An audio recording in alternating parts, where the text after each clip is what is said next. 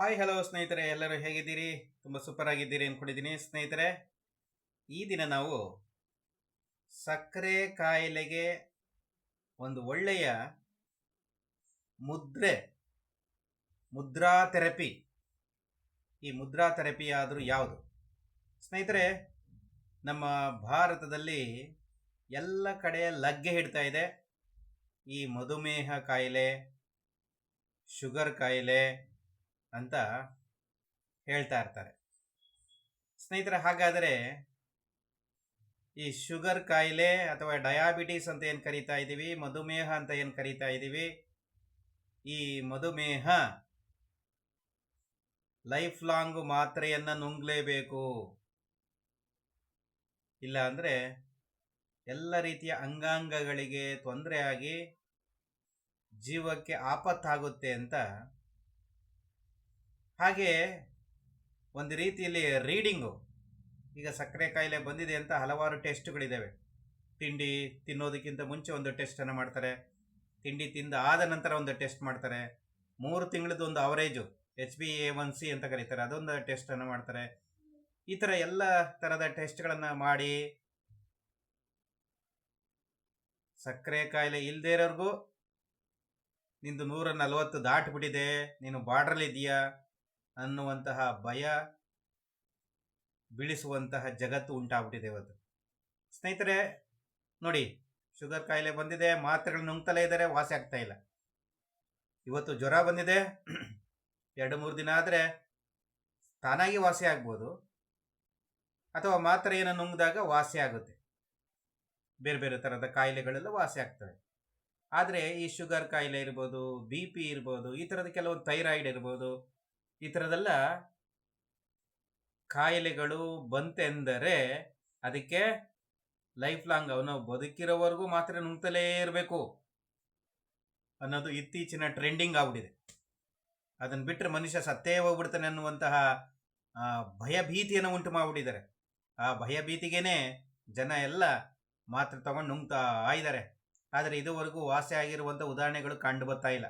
ಈ ಶುಗರ್ ಆಗಲಿ, BP ಆಗಲಿ, ಥೈರಾಯ್ಡ್ ಆಗಲಿ, ಈ ಥರದ್ದು ಬೇರೆ ಬೇರೆದು ಲೈಫ್ ಲಾಂಗ್ ಮಾತ್ರೆ ತಗೊತಾ ಇರುವಂತಹ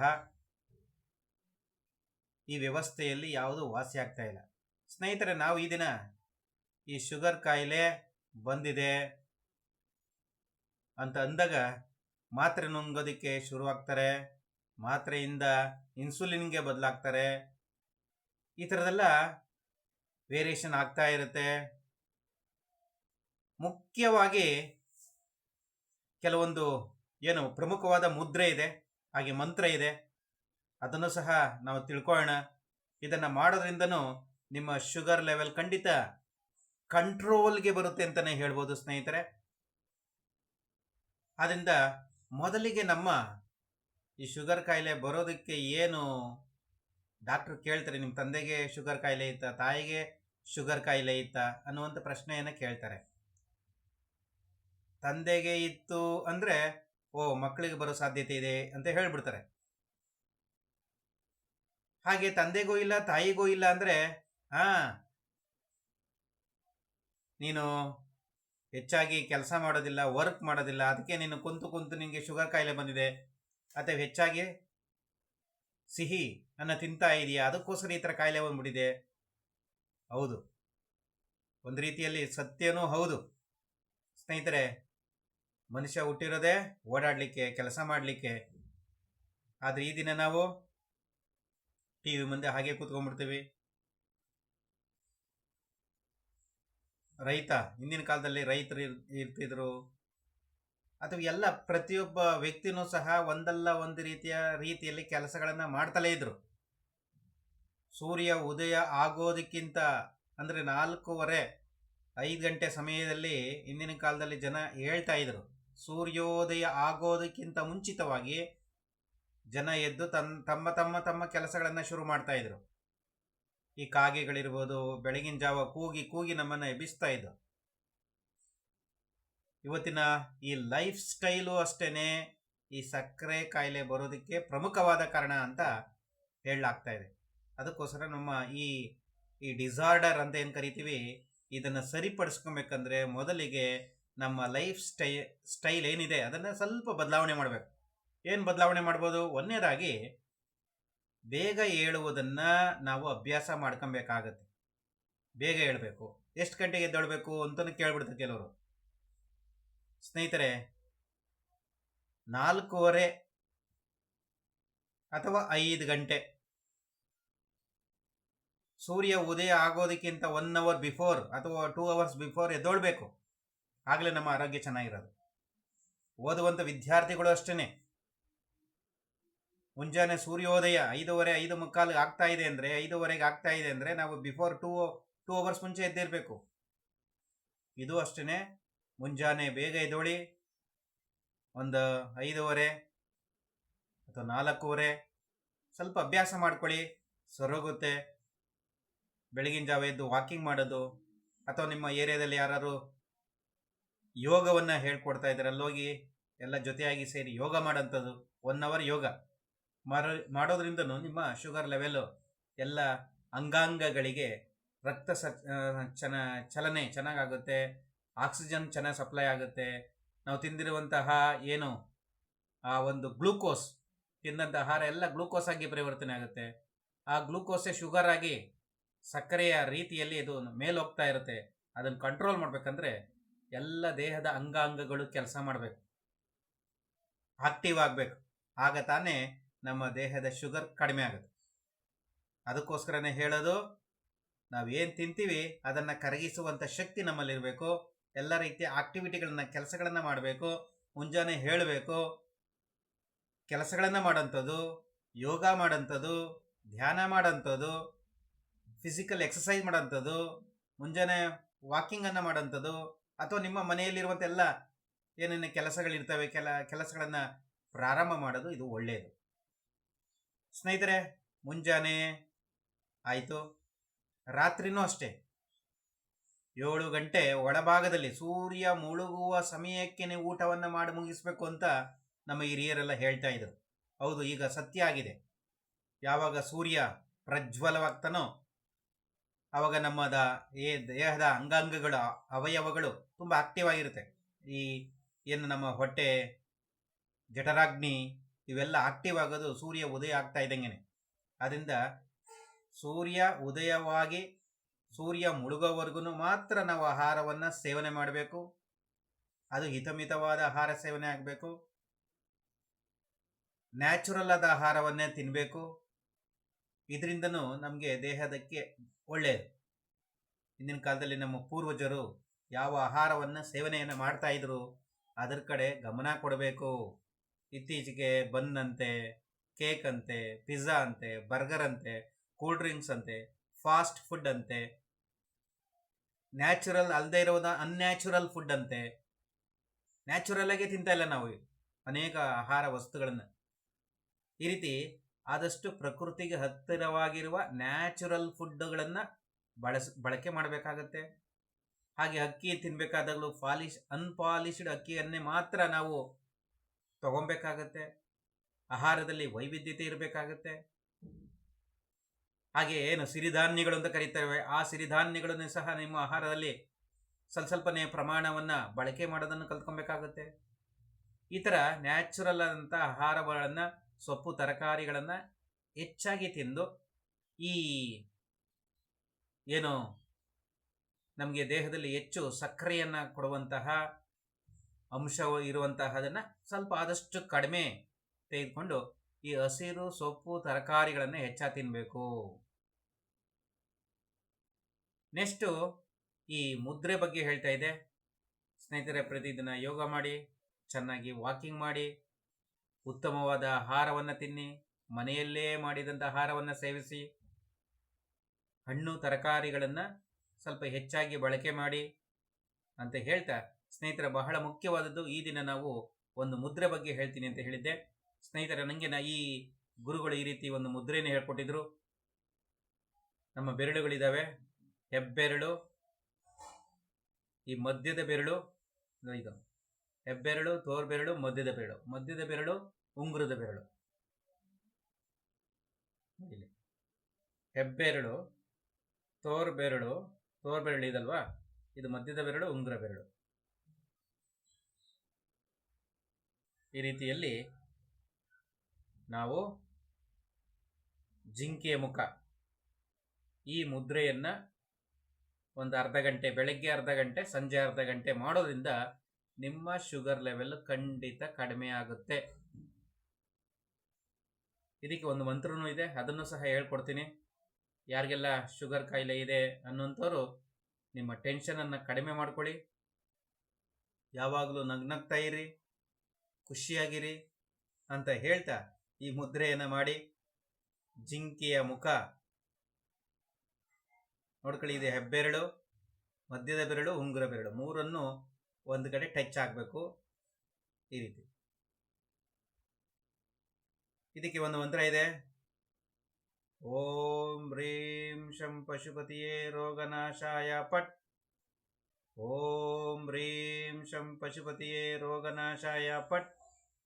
ಓಂ ಹ್ರೀಂ ಶಂ ಪಶುಪತಿಯೇ ರೋಗನಾಶಾಯ ಪಟ್. ಓಂ ಹ್ರೀಂ ಶಂ ಪಶುಪತಿಯೇ ರೋಗನಾಶಾಯ ಫಟ್.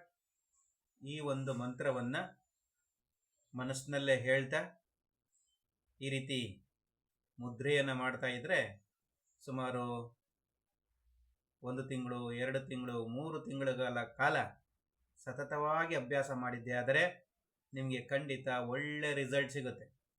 ಶುಗರ್ ಖಂಡಿತ ಕಡಿಮೆ ಆಗುತ್ತೆ. ಇದನ್ನು ಸಾಧನೆ ಮಾಡಿರೋ ಅನೇಕ ಜನ ಇದ್ದಾರೆ. ಮಾತ್ರೆಯನ್ನು ತಗೊತಾ ಇದ್ದಾರೆ, ಮಾತ್ರೆಯ ಪ್ರಮಾಣ ಕಡಿಮೆ ಮಾಡ್ಕೊಂಡಿದ್ದಾರೆ. ಈ ಮುದ್ರೆಯನ್ನು ಮಾಡೋದ್ರಿಂದ ನಿಮ್ಮ ಶುಗರ್ ಲೆವೆಲ್ಲು ಖಂಡಿತ ಕಡಿಮೆ ಆಗುತ್ತೆ. ಇದನ್ನು ಮಾಡಿ ನೋಡಿ. ನಿಮ್ಗೇನು ಅನಿಸುತ್ತೆ ಅದನ್ನು ಕಮೆಂಟ್ ಮಾಡಿ. ಬೆಳಗ್ಗೆ ಒಂದು ಅರ್ಧ ಗಂಟೆ ಸಮಯ ಮಾಡಿ, ಮತ್ತು ವಾಕಿಂಗ್ ಮಾಡಬೇಕಾದಾಗ ಫ್ರೀ ಇದ್ದಾಗೆಲ್ಲ ಮಾಡಿ, ತೊಂದರೆ ಏನಿಲ್ಲ. ಆದಷ್ಟು ನಮ್ಮ ಶುಗರ್ ಲೆವೆಲ್ಲು ಮುದ್ರೆಯನ್ನು ಮಾಡೋದರ ಮೂಲಕ ಖಂಡಿತ ಕಡಿಮೆ ಮಾಡ್ಬೋದು. 3 ತಿಂಗಳಾದ ಮೇಲೆ ನಿಮ್ಮ ಡಾಕ್ಟರ್ ಹತ್ರ ಹೋಗಿ ರಿಪೋರ್ಟ್ ತೋರಿಸಿ ನಿಮ್ಮ ಮಾತ್ರೆಯನ್ನು ಕಡಿಮೆ ಮಾಡ್ಕೊಬೋದು. ಹಾಗೆ ನಿಮಗೂ ಸಹ ಕಾನ್ಫಿಡೆನ್ಸ್ ಬರುತ್ತವಾಗ, ಹೌದು ಈ ಮುದ್ರೆಯನ್ನು ಮಾಡೋದ್ರಿಂದ ನನಗೆ ಖಂಡಿತ ಶುಗರ್ ಲೆವೆಲ್ಲು ಕಡಿಮೆ ಆಗಿದೆ ಅಂತ. ಅದಕ್ಕೋಸ್ಕರ ನಾನು ಈ ವಿಡಿಯೋ ಪ್ರಾರಂಭ ಆದಾಗಿಂದ ಏನು ಹೇಳಿದ್ದೀನಿ ಅದನ್ನೆಲ್ಲ ಫಾಲೋ ಮಾಡಿ ಟೆನ್ಷನನ್ನು ಕಡಿಮೆ ಮಾಡ್ಕೊಳ್ಳೋದು, ನೈಸರ್ಗಿಕವಾದ ಆಹಾರಗಳನ್ನೇ ಸೇವನೆ ಮಾಡುವಂಥದ್ದು, ಬೆಳಗ್ಗೆ ಬೇಗ ಏಳೋದು, ರಾತ್ರಿ ಬೇಗ ಸೂರ್ಯ ಮುಳುಗುವಷ್ಟರೊಳಗೆ ನೀವು ಊಟವನ್ನು ಮಾಡಿ ಮುಗಿಸ್ಬಿಡ್ಬೇಕು. ಆವಾಗ ಕೊಲೆಸ್ಟ್ರಾಲ್ ಆಗಲಿ ಶುಗರ್ ಏರುಪೇರು ಆಗೋದು ಕಂಡು ಬರೋದಿಲ್ಲ. ಹಾಗೆ ಬೇಗ 9 ರಿಂದ 9:30 ಒಳಗಡೆ ನೀವು ಮಲಗಿಬಿಡಬೇಕು. ಬೆಳಗಿನ ಜಾವ 5 ಗಂಟೆ 5:15ಗೆ ಎದ್ದು ಬಿಡಬೇಕು, ಅಥವಾ 4:15ಗೆ ಆದರೆ ಇನ್ನೂ ಒಳ್ಳೆಯದು. ಬೇಗ ಮಲಗಬೇಕು, ಬೇಗ ಏಳಬೇಕು.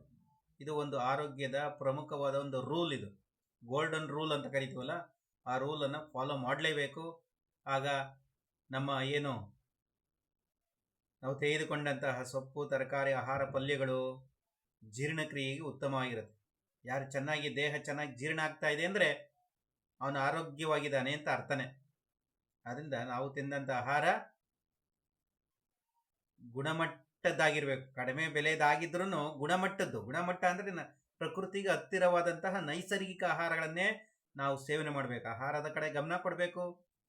ಹಾಗೆ ಬಾಡಿ ಫಿಸಿಕಲ್ ಆಗಿ ಆಕ್ಟಿವ್ ಆಗಿರಬೇಕು, ಕೆಲಸ ಮಾಡಬೇಕು, ಬೆವರು ನೀರು ಈಚೆ ಬರಬೇಕು. ಆಗ ಮಾತ್ರ ನಮ್ಮ ದೇಹದ ಅಂಗಾಂಗಗಳು ಚೆನ್ನಾಗಿ ಕೆಲಸ ಮಾಡ್ತದೆ. ಅಂಗಾಂಗಗಳಿಗೆ ಶಕ್ತಿ ಬೇಕಾಗ್ತದೆ. ಗ್ಲೂಕೋಸ್ ಖಾಲಿ ಆಗುತ್ತೆ, ಹೊಸ ಗ್ಲೂಕೋಸನ್ನು ತೆಗೆದುಕೊಂತವು. ಅದಕ್ಕೋಸ್ಕರ ನಾವು ಗ್ಲೂಕೋಸನ್ನು ತಿಂದಂಥ ಆಹಾರ ಗ್ಲೂಕೋಸ್ ಆಗಿ ಪರಿವರ್ತನೆ ಆಗುತ್ತೆ. ಅದು ಸ್ಟೋರೇಜ್ ಆಗುತ್ತೆ. ಸ್ಟೋರೇಜ್ ಆಗಕ್ಕೆ ಬಿಡಬಾರ್ದು. ನಾವು ತಿಂದಂಥ ಆಹಾರವನ್ನು ನಾವು ಕೆಲಸ ಮಾಡುವುದರ ಮೂಲಕ, ಯೋಗಾಸನ ಮಾಡುವುದರ ಮೂಲಕ, ವಾಕಿಂಗ್ ಮಾಡುವುದರ ಮೂಲಕ ಆ ಒಂದು ಗ್ಲೂಕೋಸನ್ನು ಕರಗಿಸಬೇಕಾಗತ್ತೆ. ಅದಕ್ಕೋಸ್ಕರ ಚೆನ್ನಾಗಿ ಆರೋಗ್ಯವಾಗಿರ್ಬೇಕಂದ್ರೆ ಯಾವಾಗಲೂ ಆಕ್ಟಿವ್ ಆಗಿರಬೇಕು. ಕೆಲಸ ಕಾರ್ಯಗಳನ್ನು ಶ್ರದ್ಧೆಯಿಂದ, ಕಾಯಕವೇ ಕೈಲಾಸ ಅಂತ ತಿಳ್ಕೊಂಡು ಕೆಲಸ ಕಾರ್ಯಗಳನ್ನು ಮಾಡ್ತಾ ಹೋಗಬೇಕು. ಅದ್ರ ಜೊತೆಗೆ ಈ ಮುದ್ರೆಯನ್ನು ಸಹ ನನ್ನ ಗುರುಗಳು ಹೇಳ್ಕೊಟ್ಟಿದ್ರು. ಇದನ್ನು ನಿಮಗೆ ಹೇಳ್ಕೊಡ್ತಾ ಇದ್ದೀನಿ. ನೀವು ಕಲ್ತ್ಕೊಳ್ಳಿ, ನಿಮ್ಮ ಸ್ನೇಹಿತರಿಗೆ ವಿಡಿಯೋನ ಶೇರ್ ಮಾಡಿ. ಇದು ಈ ರೀತಿ ಮಧ್ಯದ ಇದು ಹೆಬ್ಬೆರಳು, ಮಧ್ಯದ ಬೆರಳು ಉಂಗುರ ಬೆರಳು ಕಾಣಿಸ್ತಾ ಇದೆಯಲ್ಲ. ಈ 2 ಬೆರಳುಗಳು ತೋರು ಬೆರಳು, ಕೊನೆ ಕಿರು ಬೆರಳು, ಅವೆರಡು ನೇರವಾಗಿರಬೇಕು. ಈ ರೀತಿ ಜಿಂಕೆಯ ಮುಖವನ್ನು ಹೋಲುವಂಥ ರೀತಿಯಲ್ಲಿ ಈ ಮುದ್ರೆಯನ್ನು ಮಾಡಿ ಕೈ ಮೇಲೆ ಇಟ್ಕೊಬೋದು. ಟಿ ವಿಯನ್ನು ನೋಡ್ತಾ ಇರಬೇಕಾದಾಗ, ಒಂದು ಅರ್ಧ ಗಂಟೆ ನ್ಯೂಸ್ ನೋಡ್ತಾ ಇರ್ತೀರ, ಆವಾಗ ಮುದ್ರೆಯನ್ನು ಮಾಡ್ಬೋದು. ವಾಕಿಂಗ್ ಮಾಡಬೇಕಾದಾಗ ಮಾಡ್ಬೋದು. ಈ ರೀತಿ ಕೆಲವು ಯಾವಾಗೆಲ್ಲ ಫ್ರೀ ಇರುತ್ತೋ ಅವಾಗ ಮಾಡ್ಬೋದು. ಬೆಳಗಿನ ಜಾವ ಮಾಡ್ಬೋದು, ಒಂದು ಅರ್ಧ ಗಂಟೆ. ಸಂಜೆ ಸಮಯದಲ್ಲೂ ಸಹ ಮಾಡ್ಬೋದು. ಈ ರೀತಿ ಮುದ್ರೆಯನ್ನು ಮಾಡುವುದರ ಮೂಲಕ ತಮ್ಮ ಶುಗರ್ ಲೆವೆಲ್ನ ಖಂಡಿತ ಕಡಿಮೆ ಮಾಡ್ಕೊಬೋದು. ಈ ಒಂದು ಮುದ್ರೆಯ ಬಗ್ಗೆ. ಹಾಗೆ ಇದಕ್ಕೆ ಒಂದು ಮಂತ್ರನೂ ಇದೆ. ಓಂ ಹ್ರೀಂ ಶಂ ಪಶುಪತಿಯೇ ರೋಗನಾಶಾಯ ಪಟ್. ಓಂ ಹ್ರೀಂ ಶಂ ಪಶುಪತಿಯೇ ರೋಗನಾಶಾಯ ಪಟ್. ಈ ರೀತಿ ಅದರ ಜೊತೆಗೆ ಮಂತ್ರವನ್ನು ಹೇಳೋದ್ರಿಂದ, ಮುದ್ರೆ ಮಂತ್ರ ಇವೆರಡು ಒಟ್ಟೊಟ್ಟಿಗೆ ಹೇಳೋದ್ರಿಂದ, ಒಟ್ಟೊಟ್ಟಿಗೆ ಮಾಡೋದ್ರಿಂದ 100% ಎಫರ್ಟ್ ಒಂದು ರಿಸಲ್ಟ್ ಸಿಗುತ್ತೆ ಅಂತ ಹೇಳ್ಬೋದು. ಅದಕ್ಕೋಸ್ಕರ ಈ ಮುದ್ರೆಯನ್ನು ಮಾಡಿ ನಿಮ್ಮ ಶುಗರ್ ಲೆವೆಲನ್ನು ಖಂಡಿತ ಕಡಿಮೆ ಮಾಡ್ಕೊಳ್ಳಿ ಅಂತ ಹೇಳ್ತಾ, ನಿಮ್ಮ ಈ ಒಂದು ವಿಡಿಯೋವನ್ನು ನಿಮ್ಮ ಸ್ನೇಹಿತರಿಗೆ ಶೇರ್ ಮಾಡಿ. ಹಾಗೆ ಕಮೆಂಟ್ ಮಾಡಿ. 1 ತಿಂಗಳಾಯಿತು, 2 ತಿಂಗಳಾಯಿತು, ಏನು ರಿಸಲ್ಟ್ ಬರ್ತಾ ಇದೆ ಅಂತ ದಯವಿಟ್ಟು ಕಮೆಂಟ್ ಮಾಡಿ. ಅಥವಾ ಯಾರಾದರೂ ಈ ಹಿಂದೆ ಈ ಮುದ್ರೆ ಗೊತ್ತಿದ್ದು ಮಾಡ್ತಾ ಇದ್ದಾರೆ, ಅದರಿಂದ ಏನೆಲ್ಲ ಅನುಕೂಲ ಆಗ್ತಾ ಇದೆ ಆಗಿದ್ದರೆ ದಯವಿಟ್ಟು ಕಮೆಂಟ್ ಮಾಡಿ, ಬೇರೆಯವ್ರಿಗೂ ಅನುಕೂಲ ಆಗಲಿ. ಯಾಕೆಂದರೆ ಈ ಒಂದು ಮುದ್ರೆಗಳು ನಮ್ಮ ಇಂದಿನ ಪೂರ್ವಜರು, ಋಷಿಮುನಿಗಳು ಇದನ್ನೆಲ್ಲ ನಮ್ಮ ಭಾರತ ದೇಶದಲ್ಲಿ ಈ ಮುದ್ರೆಗಳನ್ನೆಲ್ಲ ನಮ್ಮ ಅನಾದಿ ಕಾಲದಿಂದನೂ ಬಹಳ ವಿಶೇಷವಾಗಿ ಕಂಡಿಡಿದಂತಹ ಮುದ್ರೆಗಳಿವೆ. ಅನೇಕ ಮುದ್ರೆಗಳಿದ್ದಾವೆ. ಇದು ಶುಗರ್ಗಂತಲೇ ಇರುವಂತಹ ಪ್ರಮುಖವಾದ ಮುದ್ರೆ ಇದು. ಆದ್ದರಿಂದ ಇದನ್ನು ನೀವು ಸಹ ಬಳಕೆಯನ್ನು ಮಾಡಿ, ಮುದ್ರೆಯನ್ನು ಅಭ್ಯಾಸವನ್ನು ಮಾಡಿ. ಪ್ರತಿದಿನ ಬೆಳಗ್ಗೆ ಅರ್ಧ ಗಂಟೆ, ಸಂಜೆ ಅರ್ಧ ಗಂಟೆ ಮಾಡೋದ್ರಿಂದ ಫ್ರೀ ಟೈಮಲ್ಲಿ ನಿಮಗೆಲ್ಲ ಯಾವಾಗೆಲ್ಲ ಫ್ರೀ ಸಿಗುತ್ತೆ, ಟಿ ವಿ ನ್ಯೂಸ್ ನೋಡ್ತಾ ಇರ್ತೀರ ಒಂದು ಅರ್ಧ ಗಂಟೆ, ಆ ಟೈಮಲ್ಲಿ ವಾಕಿಂಗ್ ಮಾಡ್ತಾ ಇರ್ತೀರ ಒಂದು ಅರ್ಧ ಗಂಟೆ, ಆ ಟೈಮಲ್ಲಿ ಈ ರೀತಿ ಮುದ್ರೆಗಳನ್ನು ಮಾಡೋದ್ರಿಂದ ನಿಮ್ಮ ಆ ಒಂದು ಶುಗರ್ ಕಂಟ್ರೋಲ್ಗೆ ಬರುತ್ತೆ ಅಂತಲೇ ಹೇಳ್ತೀನಿ ಸ್ನೇಹಿತರೆ. ಇದ್ರ ಬಗ್ಗೆ ನಿಮ್ಗೆ ಏನಿಸುತ್ತೆ ದಯವಿಟ್ಟು ಕಮೆಂಟ್ ಮಾಡಿ. ವಿಡಿಯೋ ನೋಡ್ತಾರೆ ಎಲ್ಲರೂ ನಮ್ಮ ಚಾನಲನ್ನು ಸಬ್ಸ್ಕ್ರೈಬ್ ಮಾಡ್ಕೊಳ್ಳಿ. ಮುಂದಿನ ಎಪಿಸೋಡಲ್ಲಿ ಮತ್ತೆ ಭೇಟಿಯಾಗೋಣ. ಎಲ್ಲರಿಗೂ ಧನ್ಯವಾದ. Thank you so much.